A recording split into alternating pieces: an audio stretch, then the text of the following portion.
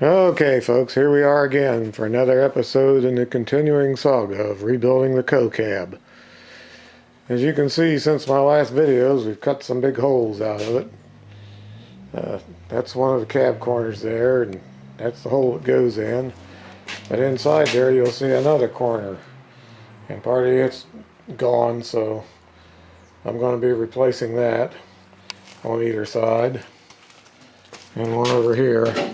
Actually, most of it left is still good, except it doesn't have the part that goes right in here, and that goes down at the bottom of the cab corner, and that's what I don't have.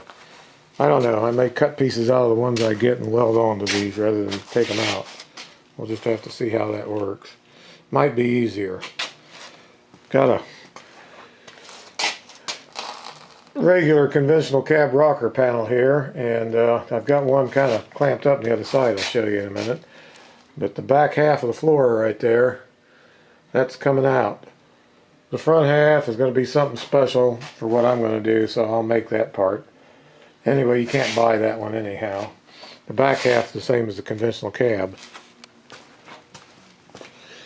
Alright, on around to this side. This is a conventional rocker panel, and if you'll notice here, it goes on past underneath there, so right about there it's going to be trimmed off underneath and welded in.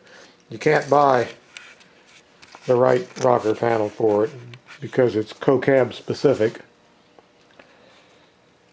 As you can see, it pretty much gutted everything out of the inside. There's a few little items that need to come out of it yet, and I'll probably be cutting some more steel out of it. I'm just going to go as I go.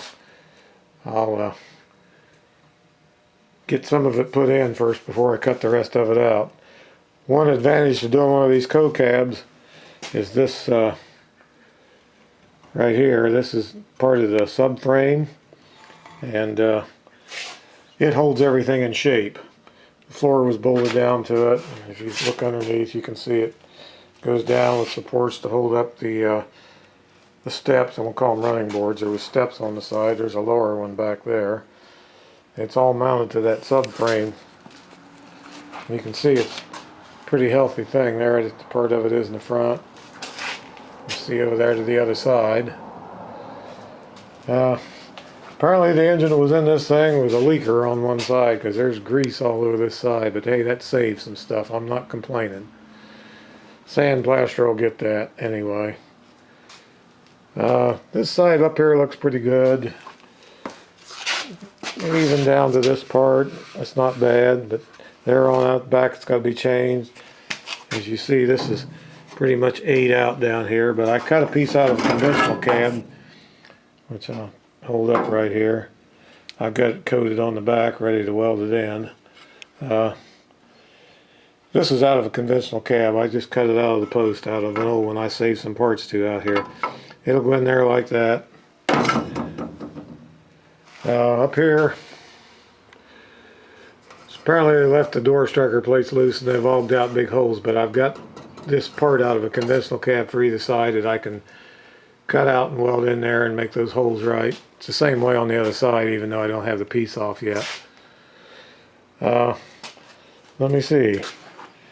Yeah, here's a pile of parts. There's some of the old conventional cab parts in here.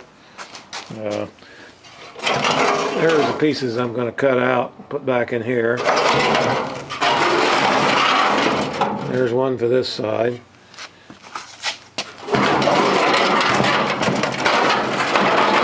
Okay, as you can see, the old bottom edge of the hood here is pretty bad. Push comes to shove, and worst come to worst, I guess I could rebuild that, but I'm looking for another hood. No, I don't think I want that one. Okay, that's about where we are now. So, I get more done, I'll make more videos.